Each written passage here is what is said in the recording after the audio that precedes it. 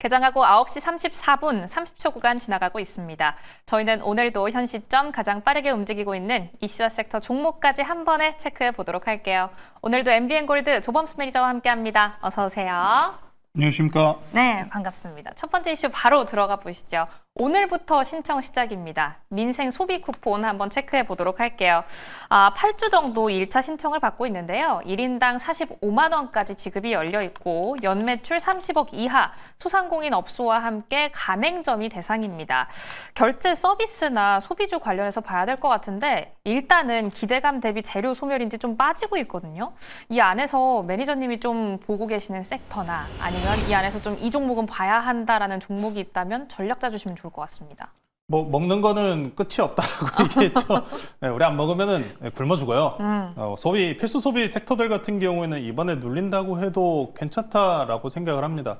물론 최근에 일단 이 발행권이 이번 한 번으로 끝나지는 않아요. 네. 하지만 재료성으로 인해서 선반영됐었던 부분들 때문에 일부 눌리는 모습들이 나오고 있습니다. 그래서 소비주들 먼저 좀 빠르게 보고 넘어갈게요. 네. 아마 이마트, 편의점 관련주들이 일단 첫 번째로 아마 물색이 되실 것 같은데 네. 이마트 먼저 보고 넘어가겠습니다. 오, 이마트요. 네, 이마트입니다. 이마트 최근에 지금 현재 시간 내에서도 0.4%, 0.4% 그러니까 조금 빠져요. 그러니까 큰 기대치나 이런 부분은 없어요. 결국에 이제 앞으로 실적 시즌이잖아요. 네. 이 실적에 대한 연결 기대감으로 이미 선행적으로 반영이 나온 상황이고 정부에서 여기 추경 금액을 더 추가적으로 편성하느냐 마느냐에 대해서 여부가 더 잡혀 있기 때문에 네. 아직은 저는 그래도 살아 있다라고 말씀을 전해드리고 싶어요.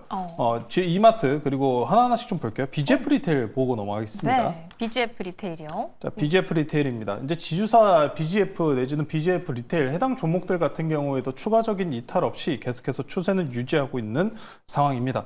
자, 필수 소비재라는 말씀을 전해드렸었는데 음식료, 식료품과 관련된 이런 섹터들 같은 경우에는 경기 변동성과 추가적으로 이렇게 소비 지원 정책을 펼칠 때 항상 올라갔었던 종목 중에 하나입니다. 이슈성에 대해서는 오늘 단기적인 재료 소멸에 대한 이야기가 나오고 있습니다만 추경과 관련돼서 이번으로 끝나지 않습니다. 1차와 그리고 2차 연속적으로 이어진다는 점 그리고 이 과거에 21년도 때 당시 기억을 하신다면은 21년도, 22년도 소비 쿠폰에 대해서 확대시켰을 때 이 상승 추세 구간 보시면은 아직 올라갈 자리가 많이 남았다. 15만 원 정도까지도 아직 남아 있으니까요. 그런 리테일 관련주들 같은 경우에 자사주 수급과 관련된 소식까지도 남아 있기 때문에 아직은 끝날 섹터는 아니다라고 말씀드리고 싶어요. 자, GS 리테일도 한번 보고 넘어갈게요. 네, 리테일하면 또 한 가지 더 있죠. 그렇죠. 편의점 관련주들입니다. GS 리테일, BGF 리테일, GS 리테일도 마찬가지로 오늘 장 초반에 기대감하면서 살짝 올라오면서 시작했지만 결과론 쪽은 지금 제로 소멸. 네, 제로 소멸과 관련된 이야기를 합니다. 하지만 제로 소멸로 끝났다라고 이야기할 거면은 이미 주가 자체는 16,000원 깨지면서 다 이탈 나와 있어야 돼요. 자사주와 관련된 섹터들 그리고 현재 리테일 관련 그룹주들에 대한 기대치는 완벽히 끝났지 않았다는 점 기억하시면서 저는 지역 화폐 쪽에 대한 기대치는 여기서 추경이 더 나오지 않는다면 좀 부담스럽다고는 생각해요. 네. 하지만 리테일 관련주들 자사주와 관련된 이야기를 했다시피 아직 하나 더의 이슈가 붙어있는 종목들이 많아요. 지역 화폐 관련주도 마찬가지입니다. 저는 여기서 탑픽을 하나 뽑아보자면은 이 종목 보면 될 것 같아요. 어떤 종목이죠? 오늘 좀 빠지고 있습니다. 마찬가지로 코나아이입니다. 코나아이. 코나아이.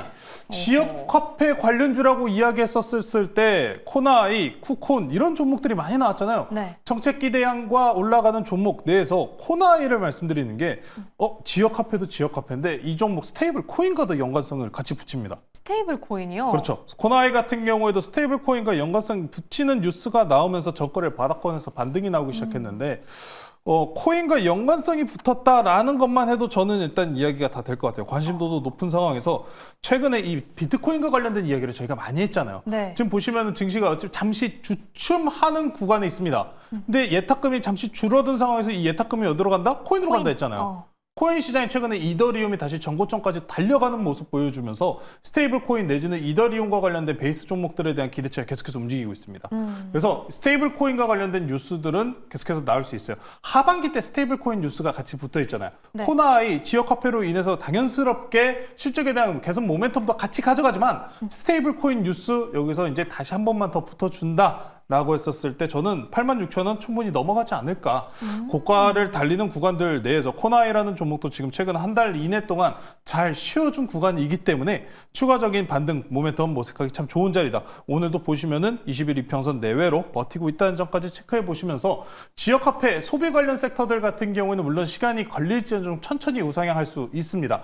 자, 하지만 여기서 우리가 조금 더 강하게 가기 위한 종목들 찾으실 거면은 스테이블 코인과 같이 코인과 같은 이런 다른 재료성을 좀 보유하고 있는 종목 쪽에 두 마리의 토끼를 항상 좀 노려봐야 된다는 점까지 말씀드리면서 지역 화폐 오늘 굉장히 마비가 됐다고 해요. 늦지 않게 빠르게 또 신청하셔서 다들 챙겨가시면 좋을 것 같습니다. 네, 이렇게 지역화폐 관련주 안에서는 탑픽까지 한번 꼽아봤습니다. 코나아이, 이 관련주 안에서는 지난 거래일에 10% 넘게 급등을 하면서 가장 큰 빨간불을 켜줬는데요. 그 안에서도 지금 오늘장에서는 66,600원 선 지나가고 있습니다. 8만 원대 상승까지 노려보도록 할게요. 그럼 두 번째는 리뷰로 한번 넘어가 보도록 할게요. 7월 16일에 매수를 했었고요. 한화엔진입니다. 항상 이 조선주 안에서 심장이라고 소개를 해주시는데 수익률은 8% 넘어가고 있어요. 이 종목 더 갈 수 있을까요? 저는 확실히 더 갈 것 같다라는 생각이 많이 들어요. 이제 8월 초입 이제 다시 한번 관세 협상에 대한 이슈가 있죠. 관세 협상 이슈로 통해서 붙는 이 이슈들을 저는 계속해서 확인을 해왔어요. 하나엔진도 하나엔진인데 최근에 공시가 나온 종목이 하나 있어요. 넥스틸. 넥스틸이 공시가 나왔는데 원래 넥스틸 같은 경우에 수주 공시를 안 내렸어요. 근데 이 수주 공시 요약하면 이겁니다. LNG. 유종, 유관, 이거 미국에다가 원래 수출 많이 보내던 게 갑자기 수주 공시가 올라온 거예요. 근데 수주 계약 공시 나온 것이 지금 미국 내에서 LNG 터미널 기업입니다. LNG 터미널 수출량 확대라는 얘기예요. 네. 이번에 8월 달에 결국 협상과 관련된 국가들 이야기가 나오겠죠. 여기서 트럼프가 노리는 것보다 LNG 수출 확대. 여기서 조선주랑 그러면 LNG 섹터들의 연관성을 갖다 붙여보시면은 당연스럽게 올라갈 수밖에 없는 상황이라고 생각해요.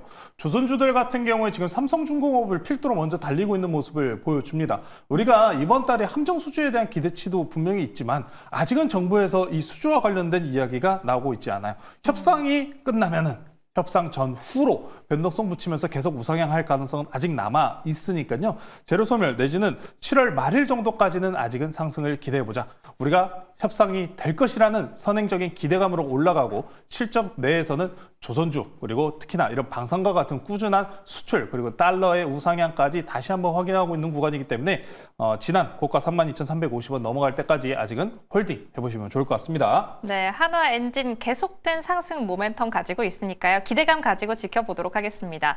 저희 넥스틸도 한 달 전에 편입을 했었는데 한 달 단위로 포트가 바뀌어서 리뷰를 따로 해드리진 않았는데요. 넥스틸까지 공시 함께 확인하면서 상승 기대해 보도록 할게요.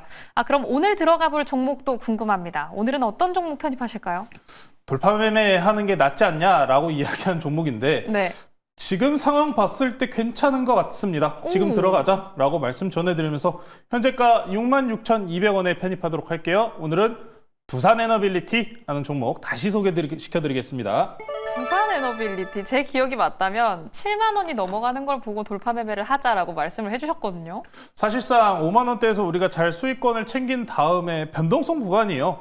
근데 이 한 달 동안의 기간 내에서 잘 쉬었다고 생각을 합니다. 한 달이란 기간 내에서 기간 조정 형태로 쉬어버렸어요. 가격 조정에 대한 공매도 비중이 많이 높았었기 때문에 저는 가격 조정에 대한 가능성을 조금 더 높게 봤습니다만 0.2% 내외 구간인 6만 원 근사치값 내에서 더 빠지지 않았기 때문에 쉴 만큼 쉬었다라고 이야기를 하고 싶습니다. 원전 관련주들 같은 경우에는 국내뿐만 아니라 미국 내에서도 흐름이 굉장히 좋아요. 대표 종목 뉴스케일 파워 이야기는 계속해서 나옵니다. 전거래일 미장 내에서 뉴스케일 파워 SMR이 7%가량의 상승분을 만들어줬는데요. 다들 아시고 계시다시피 뉴스케일 파워 SMR 같은 경우에는 실적이 지금 당장 없다. 그렇죠. 그럼에도 갑니다. 그래서 이런 이야기들을 많이 해요. 지금 보면은 실적에 투자하는 게 아니라 성장과 그리고 미래에 투자하는 거다. 원래 이런 얘기 나올 때 좀 조심해야 되거든요. 양자처럼요. 그렇죠. 원래 이런 이야기 나올 때 굉장히 조심해야 되는데 그럼에도 불구하고 시장은 계속해서 우상향 구조를 만들어가고 있습니다. SMR 같은 경우도 이미 전고점을 넘어섰어요. 그러니까 AI로 인한 파생 효과가 지금 현재 원전과 에너지 섹터로 흘러가고 있다라고 보시면 될 것 같습니다. 자, 그래서 SMR 같은 경우에는 지난 고점을 이미 뚫고 넘어간 흐름을 보여주고 있기 때문에 두산 에너빌리티 같은 경우에도 이 SMR 뉴스케일 파워와의 협력 그리고 미국 내 수주에 대한 기대치가 같이 붙어 있는 종목인 만큼 추가적인 상승세가 기대된다라고 말씀 전해드리겠습니다. 네. 자, 종목 차트 보면서 좀 말씀 마저 넘어갈게요. 네. SMR입니다. 지금 두산 에너빌리티 같은 경우에 일단 올해 내 채권 수주 건수에 대해서 계약 건수 4조 가량이 지금 체결될 것이다라는 기대치가 일단 최초로 있는 상황에서 앞서서 설명드렸다시피 미국과 그리고 유럽향 수주 건수에 대한 기대치 계속해서 살아있는 상황입니다. 그렇기 때문에 앞선 상승 구간 대비해서 딱 20% 정도만 조정 나오면서 강세 구간으로 버티고 있기 때문에 충분하게 넘어갈 수 있다. 목표가는 지난 고가 74,100원 넘어가는 8만 원 제시해드리도록 하고요. 손절가는 단기 추세 이탈 나오는 5만 원으로 제시해드리도록 하겠습니다. 네, 두산 에너빌리티 저희는 오늘 들어갑니다. 오늘은 일단 6만 원 선 지나가고는 있는데요. 목표가는 8만 원까지 노려보도록 하고요. 손절가는 5만 원 라인 잡아보도록 할게요. AI가 이어진다면 원전과 에너지는 꾸준히 갈 수밖에 없을 것 같습니다. 한 주를 시작하는 월요일장입니다. 남은 대응도 매일경제TV와 함께 해주시고요. 오늘도 시청해주신 여러분 고맙습니다.